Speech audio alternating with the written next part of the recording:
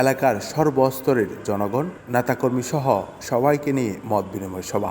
পুরো প্রোগ্রাম জুড়ে আলোচনা হয় মাদকের বিরুদ্ধে। সবার বক্তব্যে উঠে আসে মাদক কারবারি, চাঁদাবাজি, সন্ত্রাসী কার্যক্রম রুখে দিতে সবাইকে ঐক্যবদ্ধ থাকার আহ্বান।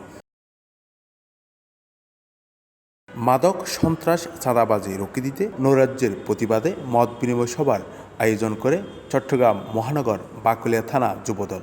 এতে অংশ নেন শত শত নেতাকর্মীরা। গতকাল ৩০ নভেম্বর শনিবার নগরীর ১৭ নং ওয়ার্ড পশ্চিম বাকলিয়া শহীদ শাহ রোড এলাকায় এই সমাবেশ অনুষ্ঠিত হয়। নেতাকর্মীরা যেন মাদকসহ অনৈতিক কাজে জড়িয়ে না পড়ে সেই আহ্বান জানান আমন্ত্রিত অতিথিরা। উক্ত প্রোগ্রামে বাকলিয়া থানা যুবদল নেতা মোহাম্মদ মিজানুর রহমানের পরিচালনায় বাকলিয়া থানা যুবদলের সাবেক আহ্বায়ক ইসমাইল হোসেন লেদুর সভাপতিত্বে প্রধান অতিথি হিসেবে উপস্থিত ছিলেন নগর যুবদলের সাবেক সাংগঠনিক সম্পাদক এমদাদুল হক বাদশা।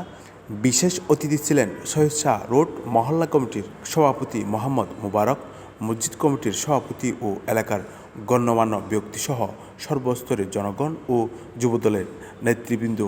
প্রত্যেকটা মানুষ যদি আপনি আপনার জায়গা থেকে যদি রিয়েলাইজ করেন আমরা কোথায় চলে যাচ্ছি, আমাদের সমাজটা কোথায় চলে যাচ্ছে।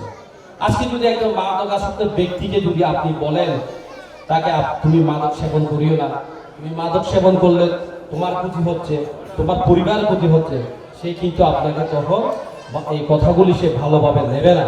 সে আপনাকে হয়তো গালি দিবে, সে আপনাকে গালি না দিলে মন থেকে যে আপনাকে আপনার প্রতি বিরূপ ধারণা হবে। কিন্তু সেই যখন সুস্থ হয়ে যাবে তখন সে বুঝবে যে না, ওই ব্যক্তি যে কথাগুলি বলেছে সেই সঠিক কথাটা বলেছে। তো একজন মাদকাসক্ত ব্যক্তি সে অসুস্থ ব্যক্তিকে সুস্থ করার জন্য আমাদের সকলকে যার যার অবস্থান থেকে আমাদেরকে কাজ করতে হবে। সংগ্রামী বন্ধুগণ, আমাদের থেকে সবাইকে কিন্তু সজাগ থাকতে হবে। এই কথা বলে উনি বাংলাদেশের স্বাধীনতা ডিক্লেয়ার করেছিলেন। স্বাধীনতা ডিক্লেয়ার করে উনি কান্ত হন নাই, উনি রণাঙ্গনের সৈনিক ছিলেন, উনি জেড ফোর্সের অধিনায়ক ছিলেন। এখন বাংলাদেশ স্বাধীন হওয়ার পরে আমরা স্বাধীনতা এনেছিলাম গণতন্ত্রের জন্য, কিন্তু সেখানে হয়ে গেল বাকশাল, একদলীয় শাসন। এই একদলীয় শাসনের যাতা বলে ৭৪-এর দুর্ভিক্ষ হয়, কিন্তু সেই দুর্ভিক্ষও মানব সৃষ্ট।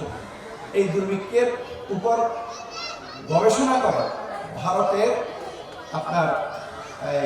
বাবু, ওনার নাম অর্থনীতিতে উনি নোবেল পেয়েছিলেন বাংলাদেশের ৭৪-এর দুর্ভিক্ষের উপর বই লিখে। আমরা দুর্ভিক্ষের করার গ্রাসে আমরা জর্জরিত হই, অনেক ১৫ লক্ষ লোকের মতো লোক মারা যায়। তারপরে ৭৫ সালের ১ সেপ্টেম্বর থেকে শেখ সাহেব বাকশাল কায়েম করলেন। দৈনিক আজাদী।